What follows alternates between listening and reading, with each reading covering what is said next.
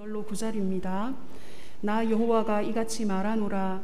너희 조상들이 내게서 무슨 불의함을 보았기에 나를 멀리하고 가서 헛된 것을 따라 헛되이 행하느냐. 그들이 우리를 애굽 땅에서 인도하여 내시고 광야 곧 사막과 구덩이 땅, 건조하고 사망의 그늘질 땅, 사람이 그곳으로 다니지 아니하고 그곳에 사람이 거주하지 아니하는 땅을 우리가 통과하게 하시던 여호와께서 어디 계시냐 하고 말하지 아니하였도다. 내가 너희를 기름진 땅에 인도하여 그것의 열매와 그것의 아름다운 것을 먹게 하였거늘 너희가 이리로 들어와서는 내 땅을 더럽히고 내 기업을 역겨운 것으로 만들었으며 제사장들은 여호와께서 어디 계시냐 말하지 아니하였으며 율법을 다루는 자들은 나를 알지 못하며 관리들도 나에게 반역하며 선지자들은 바알의 이름으로 예언하고 무익한 것들을 따랐느니라. 그러므로 내가 다시 싸우고 너희 자손들과도 싸우리라. 여호와의 말씀이니라. 아멘. 서신서의 말씀은 히브리서 13장 1절로 3절입니다. 형제 사랑하기를 계속하고 손님 대접하기를 잊지 말라. 이로써 부지 중에 천사들을 대접한 이들이 있었느니라. 너희도 함께 갇힌 것 같이 갇힌 자를 생각하고 너희도 몸을 가졌은즉 학대받는 자를 생각하라. 아멘. 복음서의 말씀은 누가복음 14장 1절, 7절로 14절입니다. 안식일에 예수께서 한 바리새인 지도자의 집에 떡 잡수시러 들어가시니 그들이 엿보고 있더라. 청함을 받은 사람들이 높은 자리 택함을 보시고 그들에게 비유로 말씀하여 이르시되 내가 누구에게나 혼인잔치에 청함을 받았을 때에 높은 자리에 앉지 말라. 그렇지 않으면 너보다 더 높은 사람이 청함을 받은 경우에 너와 그를 청한 자가 와서 너더러 이 사람에게 자리를 내어주라 하리니 그때에 내가 부끄러워 끝자리로 가게 되리라. 청함을 받았을 때에 차라리 가서 끝자리에 앉으라. 그러면 너를 청한 자가 와서 너더러 버시어 올라 앉으라 하리니 그때에야 함께 앉은 모든 사람 앞에서 영광이 있으리라. 무릇 자기를 높이는 자는 낮아지고 자기를 낮추는 자는 높아지리라. 또 자기를 청한 자에게 이르시되 내가 점심이나 저녁이나 베풀거든 벗이나 형제나 친척이나 부한 이웃을 청하지 말라. 두렵건대 그 사람들이 너를 도로 청하여 내게 갚음이 될까 하노라. 잔치를 베풀거든 차라리 가난한 자들과 몸 불편한 자들과 저는 자들과 맹인들을 청하라. 그리하면 그들이 갚을 것이 없으므로 내게 복이 되리니 이는 의인들의 부활 시에 내가 갚음을 받겠음이라 하시더라. 아멘. 이것은 하나님의 말씀입니다. 그 사막 사부들의 금원집인 그 사막의 불꽃에 보면 어떤 형제가 그 아빠 모티우스에게 이렇게 여쭙니다. 제가 사람들 가운데 가서 산다면 어떻게 살아야 합니까? 그러자 어른이 이렇게 대답해 줍니다. 자네가 어딘가 가서 살아야 한다면 뭐든 특별하게 보이지 않도록 하게 누구나 다 하는 평범한 생활 습관을 따르게 경건한 사람을 보거든 그를 믿고 그를 따라하게 그러면 평화로울 것이네. 자네가 비범하지 않다는 것을 보게 되면 사람들은 자네를 자기들과 똑같은 사람으로 생각하고 아무도 자네에게 관심을 두지 않을 것이고 그러면 자네는 자네를 근심시킬 일도 하지 않을 것일세. 특별하게 보이지 않도록 하고 누구나 다 하는 평범한 생활 습관을 따르면 평화로울 것이다. 너무 특별하게 보이려고 하지 말고 너무 특별하게 처신하지 말라는 거죠. 오늘 복음서의 말씀에 보면 스스로를 특별하게 여겨서 다른 이들보다 항상 높은 자리, 윗자리에 앉기 위해서 애를 쓰고, 그러다 보니 마음의 평화를 잃어버린 사람이 나옵니다. 예수님께서 어느 바리새파 사람의 집에 안식일 저녁 식사 초대를 받아서 가셨습니다. 거기에는 예수님만 계신 것이 아니고 바리새파 사람에게 초청을 받아서 온 다른 손님들도 많이 있었습니다. 그런데 예수님께서 보시니까 뭔가 좀 우스꽝스러운 장면이 있어요. 그게 뭐냐면 잔치집에 온 사람들이 맛있는 음식을 먹고 또 담소를 나누고, 만약에 그 집이 무슨 혼인 잔치집이라면 축하해주고, 이런 데 마음을 쓰는 것이 아니고 어떻게 하면 상석에 앉을까, 거기만 온통 관심이 기울여 있는 겁니다. 예수님 시대 상석이라는 것은 높은 자리, 상석은 다른 곳이 아니고 잔치를 배설한 주인 옆자리예요. 주인에게 가까울수록 그 상석입니다. 그런데 사람들이 밥 먹는 데 관심 기울이지 않고 어떻게 하면 저 높은 자리, 저 상석에 가서 앉을까, 거기에만 온통 관심이 집중돼 있고, 그러다 보니 잔치집이 잔치집 같지 않은 그런 상황입니다. 그런 우스꽝스러운 모습을 바라보시던 예수님께서 이렇게 말씀하세요. 8절과 9절 보십시오. 네가 누구에게나 혼인 잔치에 청함을 받았을 때 높은 자리에 앉지 말라. 그렇지 않으면 너보다 더 높은 사람이 청함을 받은 경우에 너와 그를 청한 자가 와서 나더러 이 사람에게 자리를 내주라 하리니 그때 네가 부끄러워 끝자리로 가게 되리라. 보기에 따라서 예수님의 이 말씀은 우리가 사회생활하면서 흔히 들을 수 있는 처세술처럼 보일 수 있어요.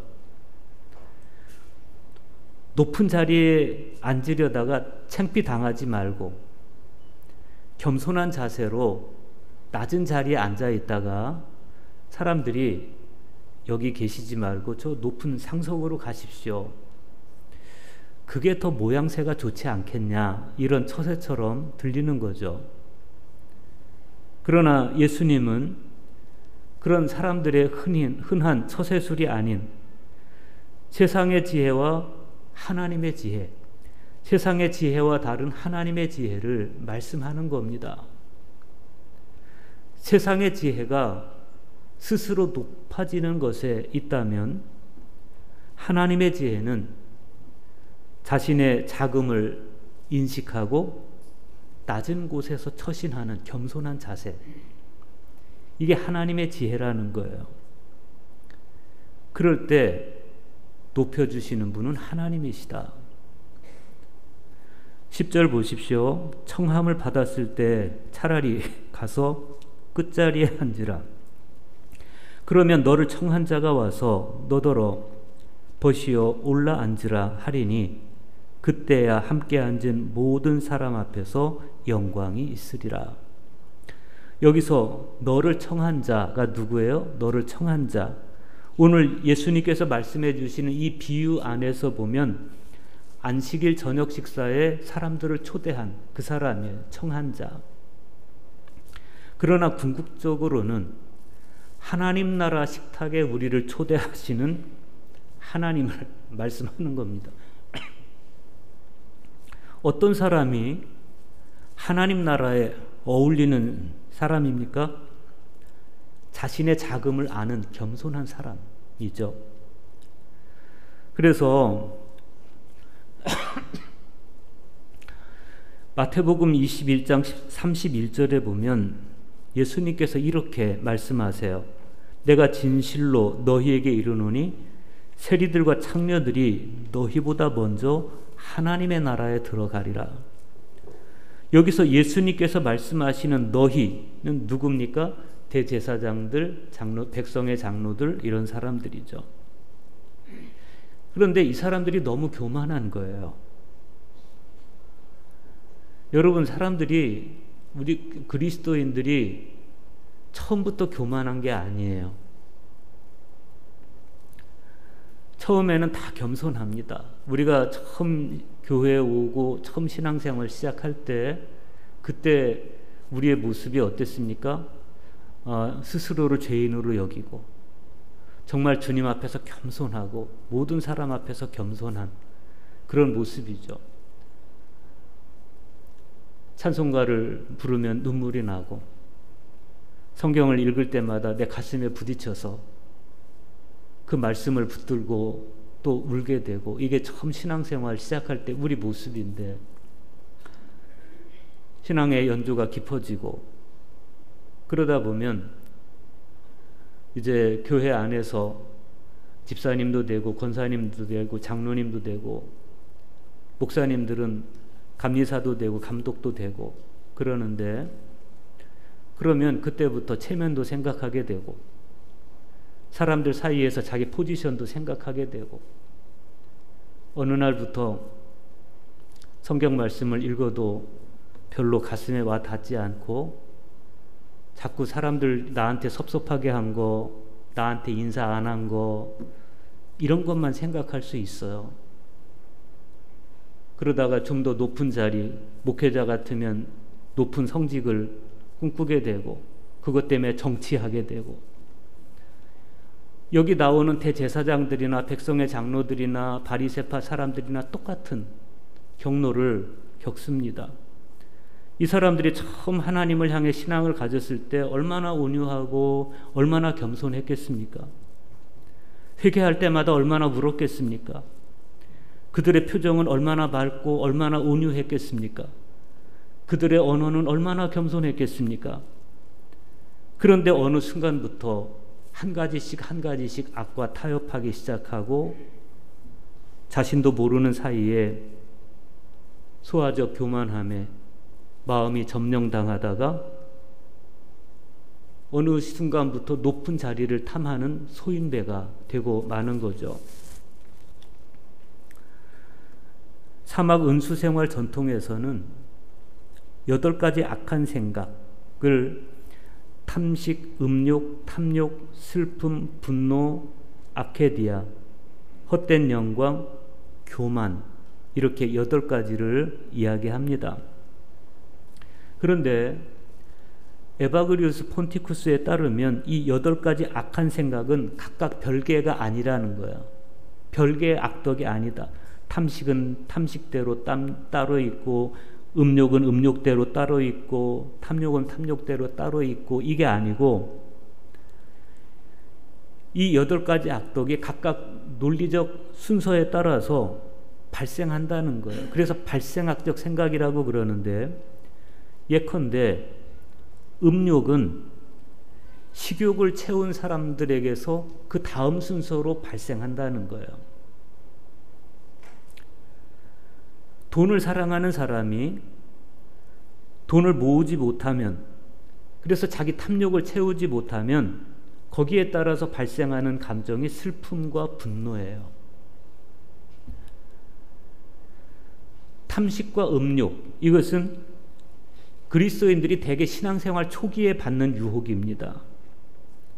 그런가 하면 탐욕이라든지 슬픔이라든지 분노, 아케디아는 영적 태만 혹은 권태 혹은 우울증도 아케디아라고 그래요.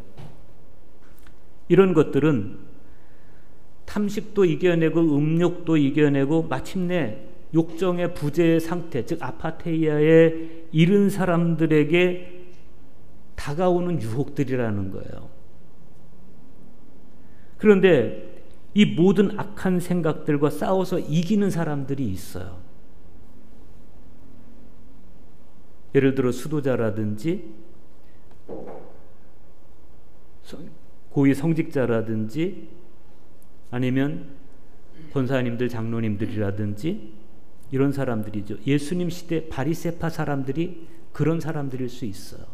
이 사람들이 얼마나 때에 따라서 금식하고 11조 철저하게 하고 율법 안에서 살아갑니까?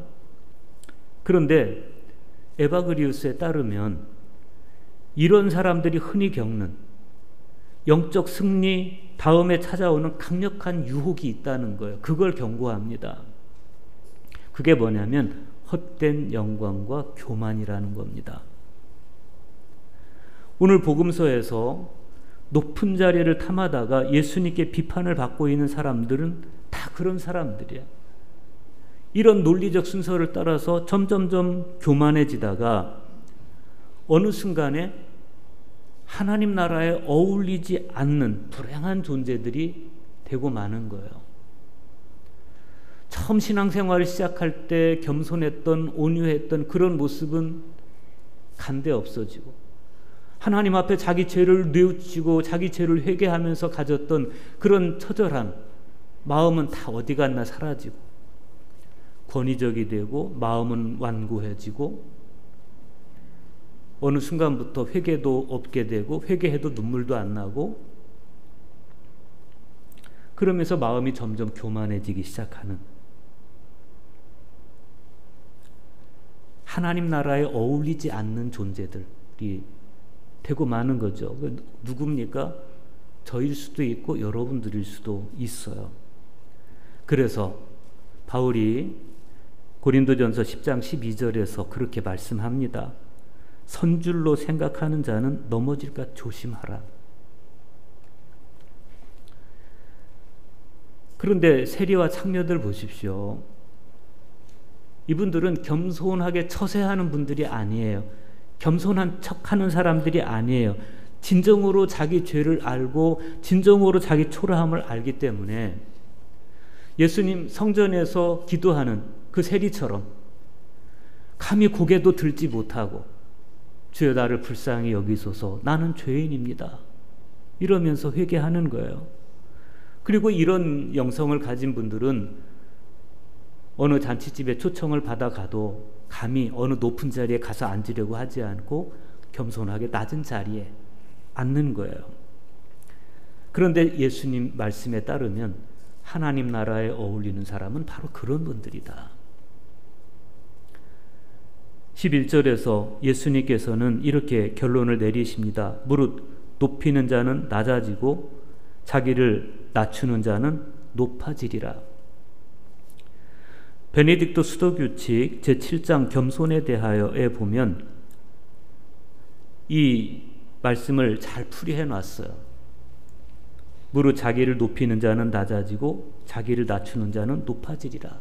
이 말씀을 풀이해 놨는데 그 내용이 이렇습니다. 그러므로 형제들아, 우리가 만일 겸손의 최고 정상에 이르기를 원하고 또 현세 생활에서 겸손을 통해 오르게 될 천상적 드러높임에 속히 도달하기를 원한다면 우리는 야곱이 꿈에서 천사들이 오르락 내리락 하는 것을 보았다던 그 사다리를 우리의 향상하는 행동으로서 세워야 하겠다.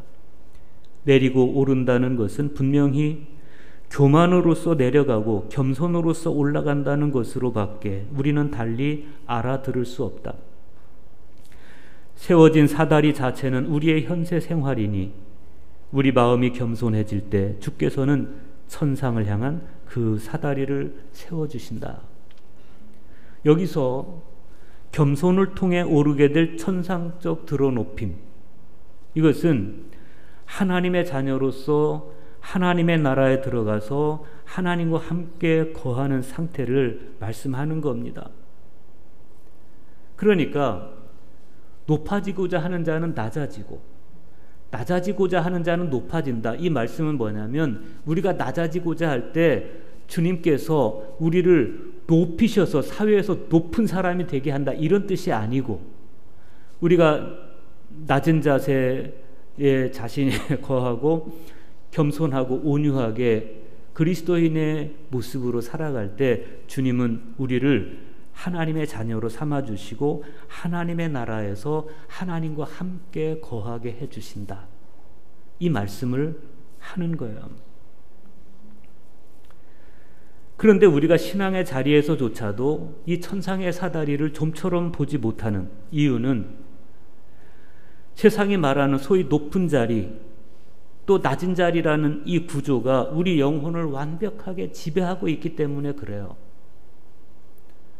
어떻게 해서든지 높은 자리에 서고자 하는 이 욕망이 우리 안에 있는 겁니다.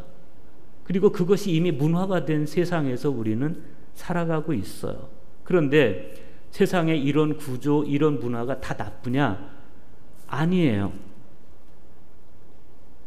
사람들이 자기를 높이기 위해서 얼마나 많은 뼈를 깎는 노력을 합니까?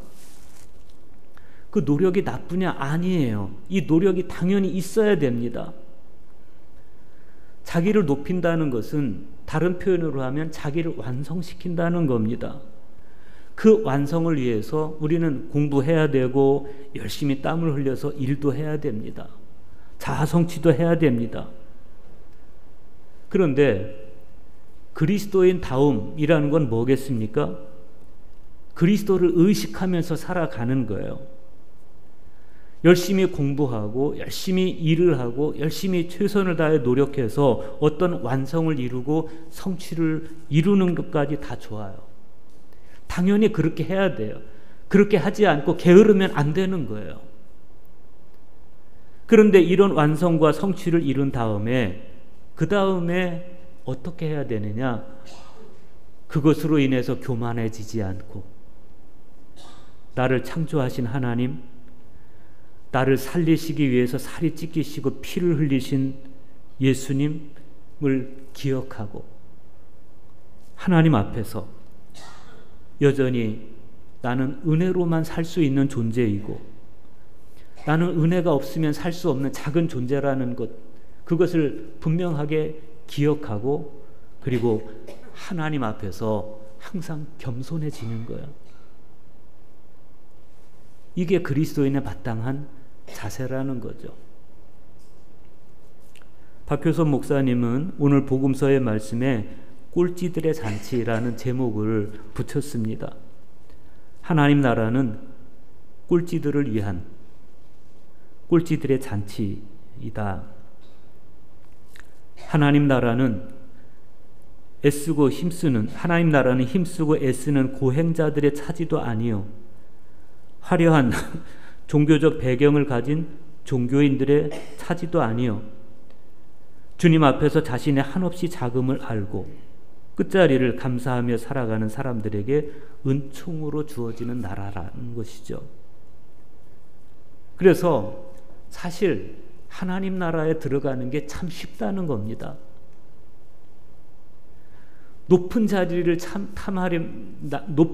탐하며 애쓰지 않고 그냥 늘 주님 앞에서 감사하며 앉아있기만 하면 된다는 거예요. 그러면 때가 되면 예수님께서 이렇게 말씀해 주세요. 벗이여 올라앉으라. 상상만 해도 가슴 설레지 않습니까? 겸손한 사람을 천상을 향한 사다리로 불러서 앉히시는 주님의 음성. 벗이여 올라앉으라. 그런데 예수님께서 가만히 보니까 초청받은 바리새인들만 교만한 게 아니었어요. 예수님을 초청한 바리새인 역시도 똑같은 교만을 가지고 있었습니다. 아마도 이 사람은 가난하고 힘없는 사람들은 초청하지 않고 부유하거나 힘이 있는 사람들만 초청했던 것 같아요. 왜 그렇습니까? 부유하고 힘이 있는 사람들을 초청해야 나중에 그 사람들도 나를 초청해 줄 수 있기 때문에 그런 거죠. 그런 속내를 감추고 예수님을 초청한 이 사람을 향해서 예수님께서 하시는 말씀이 이렇습니다. 12절과 13절 보십시오. 또 자기를 청한 자에게 이르시되 네가 점심이나 저녁이나 베풀거든 벗이나 형제나 친척이나 부한 이웃을 청하지 말라. 두렵건대 그 사람들이 너를 도로 청하여 네게 갚음이 될까 하노라. 잔치를 베풀거든 차라리 가난한 자들과 몸 불편한 자들과 저는 자들과 맹인들을 청하라. 예수님의 이 말씀은 벗이나 형제나 친척이나 부유한 이웃을 초청하지 말아라 이런 뜻이 아닙니다. 다만 초청에 보답할 수 있는 사람만을 초청한 것에 대해서 경고하시는 겁니다. 12절에서 말씀하신 벗, 형제, 친척, 부유한 이웃과 13절에서 말씀하시는 가난한 자들, 몸 불편한 자들, 저는 자들, 맹인들은 굉장히 대조적입니다. 예수님을 초청한 사람이 바리새인이고 그 중에서도 바리새인의 지도자라고 누가가 이야기하는 것으로 볼 때 이 사람의 벗이나 이 사람의 형제나 이 사람의 친척 역시도 당시 사회에서 굉장히 상류층에 속한 사람이었을 가능성이 많아요. 이 사람들은 어떤 사람들입니까? 바리새파 사람이 한번 초청하면 다음에 이 사람을 초청해 줄 수 있는 사람들이에요. 소위 상류층 안에서 서로 티키타카 하면서 서로 끌어주고 서로 밀어주고 정치적으로 이득도 보고 경제적으로 도움도 주고 할 수 있는 그런 사람들이에요. 반면에 가난한 사람들과 몸 불편한 사람들, 저는 자들과 맹인들, 이 사람들은 사정이 달라요.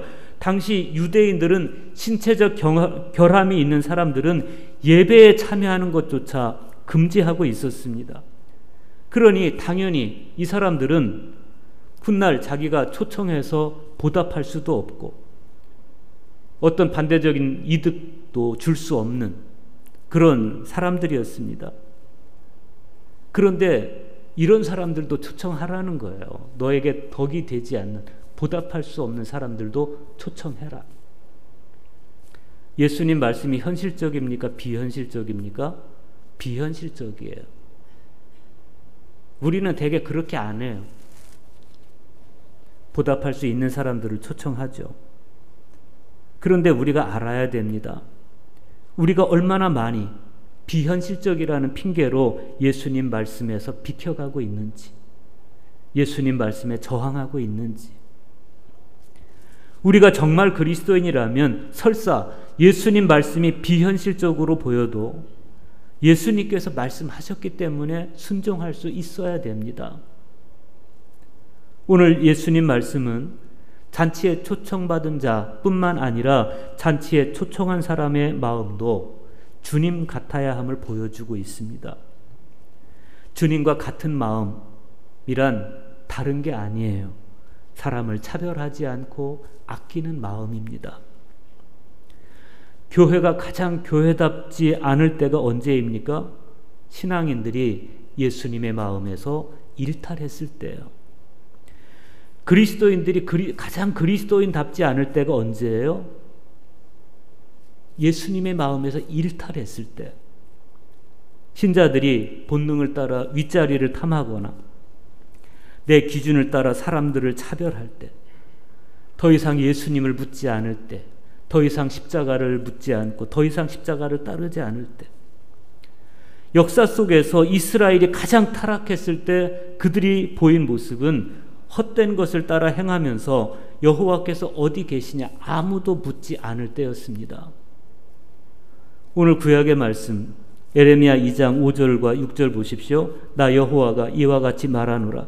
너희 조상들이 내게서 무슨 불의함을 보았기에 나를 멀리하고 가서 헛된 것을 따라 헛되이 행하였느냐. 그들이 우리를 애굽 땅에서 인도하여 내시고 광야 곧 사막과 구덩이 땅, 건조하고 사망의 그늘진 땅, 사람들이 그곳으로 다니지 아니하고 그곳에 사람이 거주하지 아니하던 땅을 우리가 통과하게 하시던 여호와께서 어디 계시냐 하고 말하지 아니하였도다. 그리고 8절 보세요. 제사장들은 여호와께서 어디 계시냐 말하지 아니하였으며 율법을 다루는 자들은 나를 알지 못하며 관리들도 나에게 반역하며 선지자들은 바알의 이름으로 예언하고 무익한 것들을 따랐느니라. 하나님의 말씀 속에 정말 속상한 마음이 고스란히 표현되고 있어요. 하나님을 떠난 마음은 필연적으로 헛된 것에 집착하게 돼 있어요. 그런데 보세요. 하나님께서 이들을 출애굽시키셨습니다. 하나님께서 이들을 홍해를 건너게 하셨습니다. 하나님께서 사막도 건너게 하셨습니다. 또 배고플 때 하늘에서 만나를 내려주시고 반석에서 물이 솟아나게 하셔서 이들의 배고픔과 목마름도 해결해 주셨습니다. 그들이 살아가는 모든 삶의 자리에서 하나님께서 베푸신 은총을 기억하면서 스스로 높아져서 압제하는 사람도 없고 억압받는 사람도 없는 공의롭고 평화로운 세상을 가꾸라고, 하나님께서는 니네 능력대로 살아라, 그렇게 내버려 두시지 않고 공평하게 하신 거예요. 그런데 그들은 하나님을 멀리해요. 왜? 자기들 마음과 달라요. 비현실적이라는 거예요. 하나님께서 뜻하시는 세상은 비현실적이다. 그래서 어떻게 여호와께서 어디 계시냐 묻지 않아요. 제사장도 여호와께서 어디 계시냐 묻지 않아요. 말하지 않아요. 율법을 다루는 자들은 율법만 얘기했지 하나님은 말하지 않아요. 선지자들은 여호와를 부르지 않아요. 바알의 이름으로 예언해요. 그리고 이들은 무익한 것들을 따랐다. 무익한 것들, 헛된 것을 따라 헛되이 행했다. 그 결과는 뭐예요?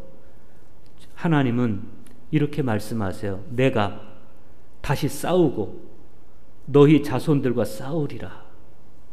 이 무슨 말씀입니까? 나는 이제부터 너희들과 다시 싸우기 시작하겠다. 나는 너희들과 싸우는 것뿐만 아니라 네 자식들과도 싸우겠다. 이 말씀이죠. 여러분, 두려운 말씀 아닙니까? 하나님과 싸우려 들지 마시기 바랍니다.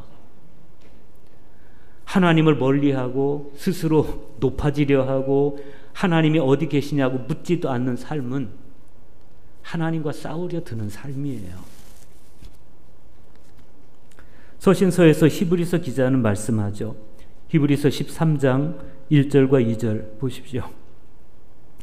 형제 사랑하기를 계속하고 손님 대접하기를 잊지 말라. 이로써 부지 중에 천사들을 대접한 이들이 있었느니라. 누구 이야기 같습니까? 아브라함 이야기죠. 아브라함 이야기. 손님 대접하는 사람, 부지 중에 천사를 대접한 사람, 그러면 단박에 떠오르는 이름이 누구예요? 아브라함의 이름이에요. 여러분은 삶 속에서 어떤 경우에 기억되는 이름입니까? 교만한 사람 하면 떠오르는 이름입니까? 겸손한 사람 하면 떠오르는 이름입니까? 섬김의 사람 하면 떠오르는 이름입니까? 사람마다 자기 이 이름에는 이미지가 있어요. 한성문 목사 하면 저에 대한 이미지가 있어요. 어디 가서 교만한 사람이라는 단어를 봤는데 교만한 사람 하면 바로 떠오르는 이름이 한성문 목사, 이러면 큰일 나는 거 아닙니까? 그러면 하나님 저와 싸우려 들지 않으시겠어요? 겸손한 사람이라는 단어를 봤더니 제 이름이 떠올랐다. 그러면 감사한 일이죠. 히브리서 기자는 이렇게 결론 지어서 말씀합니다. 하나님의 말씀을 너희에게 일러주고 너희를 인도하던 자들을 생각하며 그들의 행실의 결말을 주의하여 보고 그들의 믿음을 본받으라. 예수 그리스도는 어제나 오늘이나 영원토록 동일하시니라. 왜 아브라함 이야기를 하면서 행실을 본받으라고 말하지 않고 믿음을 본받으라고 말합니까? 아브라함의 그 겸손하고 따뜻한 행실이 믿음에서 나온 행실이기 때문에 그런 거예요. 그러니까 진짜 믿음은 그런 열매를 맺게 돼 있다는 거예요. 만약에 우리가 교만하거나 우리가 정욕적이라거나 그러면 내 믿음이 옳은지를 우리는 먼저 봐야 돼요.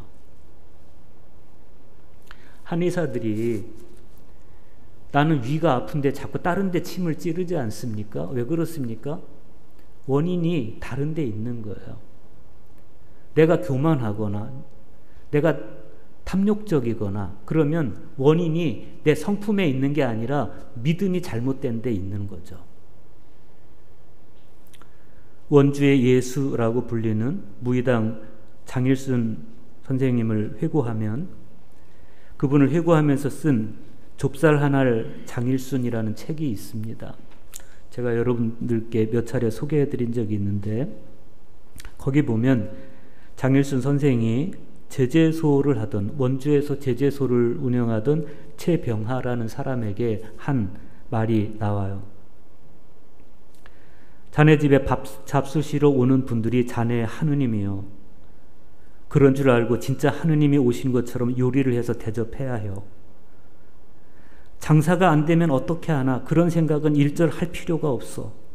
하느님처럼 섬기면 하느님들이 다 알아서 먹여준다 이 말이요. 그렇죠. 지극히 작은 자 한 사람을 예수님 보듯이 봐야 되는 것이 그리스도교 영성인데 우리가 모든 사람을 하느님처럼 여겨서 하나님처럼 사랑하면 섬기면 그러면 그들이 와서 너를 도와주지 않겠느냐. 장일순 선생님이 성경을 말씀을 주의해서 보고 그들의 믿음을 본받아 살다 보니까 자연스럽게 당신이 하는 말들 속에 예수님의 마음이 배어 있는 것을 우리가 봅니다. 우리 삶을 돌아보게 됩니다. 믿음에서 불어난 믿음이 동기가 된 삶이 되고 있는지, 그래서 정말 평화로운지, 마음의 교만함을 어쩌지 못하고 늘 높은 자리를 탐하다 보니